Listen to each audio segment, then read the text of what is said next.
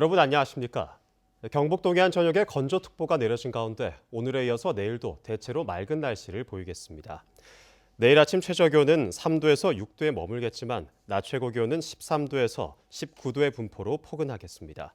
바다의 물결은 0.5에서 2m로 일겠습니다. 경북의 코로나19 확진 환자 발생 추이가 오늘 10명 선으로 다시 꺾였지만 집단 감염이 일어난 요양시설에서 여전히 추가 확진자가 나오고 있습니다. 오늘 자정부터는 도내 사회복지시설의 예방적 코호트 격리가 해제됩니다. 엄지원 기자입니다. 경북의 코로나19 추가 확진 환자는 전날보다 10명이 늘어나 누적 확진자가 1,200명을 돌파했습니다. 앞서 집단 감염이 발생한 경산 소요양병원의 2명, 설인 요양원에서 1명이 추가됐고 경주의 한 주점에서는 5명이 더 추가돼 이 주점 관련 확진자는 15명으로 늘었습니다. 스페인과 미국에서 귀국한 경주와 성주 주민 2명도 확진을 받았습니다. 도내 사회복지시설 564곳에 대한 예방적 코호트는 오늘 자정부로 풀립니다. 격리 조치 결과 격리 전에 확진자가 나온 봉화 푸른요양원, 경산 설인요양원 등 4곳을 제외한 복지시설 560곳에선 확진자가 1명도 발생하지 않았습니다.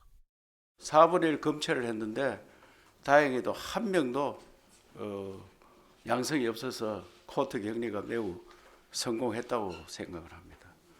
이에 동참해 주신 종사자님께 다시 한번 감사의 말씀을 드립니다. 격리가 해제돼도 예방적 코호트의 준하는 능동 감시 체제가 이어집니다. 입소자와 종사자의 상태를 매일 모니터링하고 면회가 금지되는 한편 직원들은 집 이외의 방문을 최대한 자제해야 합니다. 한편 집단 감염이 발생한 경산의 요양병원 11곳의 5% 표본 검사 결과는 모두 음성이 나왔고 경산 요양병원 전수조사 결과와 도내 요양병원 110곳에 대한 표본 검사 결과는 내일쯤 나올 예정입니다.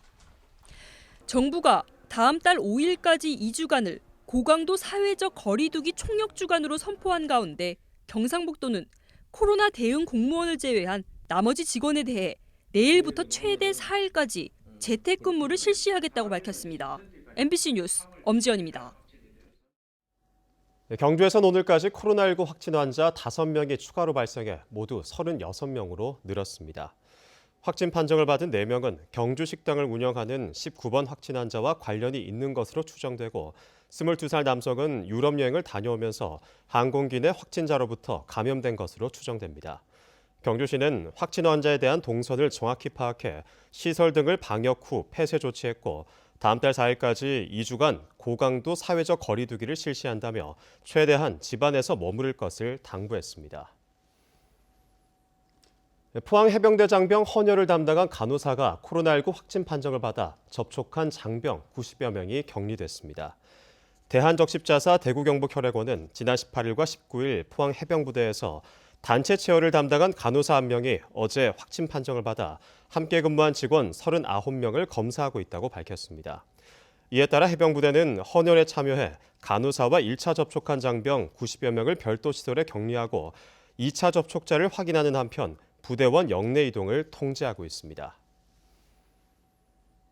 코로나19 확산 이후 선별진료소에 등장했던 드라이브스루 방식이 이제는 농수산물 판매와 도서대출 등 여러 분야에서 자리를 잡고 있습니다. 포항과 영덕에서 이틀째 열린 드라이브스루 횟집은 판매 물량이 금세 동나른 등 큰 인기를 얻었습니다. 한기민 기자입니다. 포항 칠포 해수욕장 맞은편 주차장에 차량들이 꼬리에 꼬리를 물고 늘어서 있습니다. 마스크를 쓴 나들이객들이 차에 탄 채 창문만 열고 화로회 세트를 사갑니다. 당초 오전 11시부터 판매할 예정이었지만 미리 기다리는 차량들 때문에 판매를 서둘러 30분 만에 준비한 500세트가 매진됐습니다. 와갖고 어제 먹으니까 너무 맛있더라고요. 그래 다시 오게 됐습니다. 오늘 2번째로 왔어요. 접촉도 안 하고요. 서로 저기 뭐고 와닿지도 않고 이게 바이러스라든지 이렇게 번질 수가 없잖아요. 차단이 되고 하니까.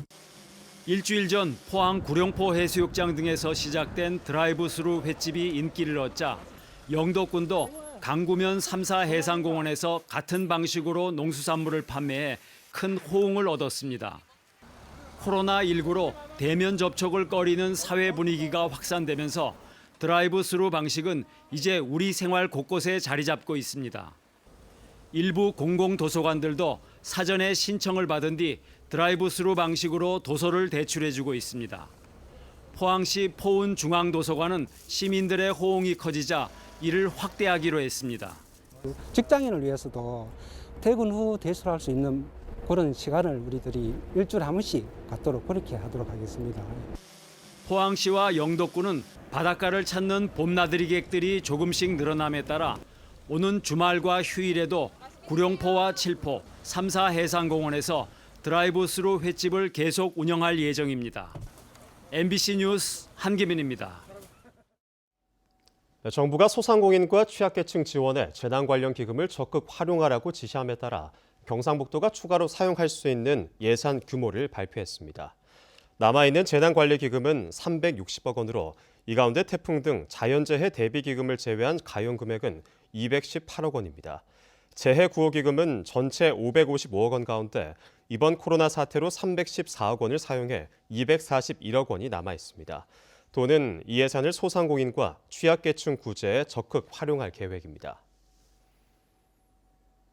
지난달 25일부터 임시휴장에 들어갔던 경주 세계문화엑스포는 내일부터 개장해 운영에 들어가기로 했습니다. 경주엑스포는 입구에 열 화상 카메라를 설치해 발해를 점검하고 마스크 착용자에 한해서만 입장을 허용하기로 했습니다.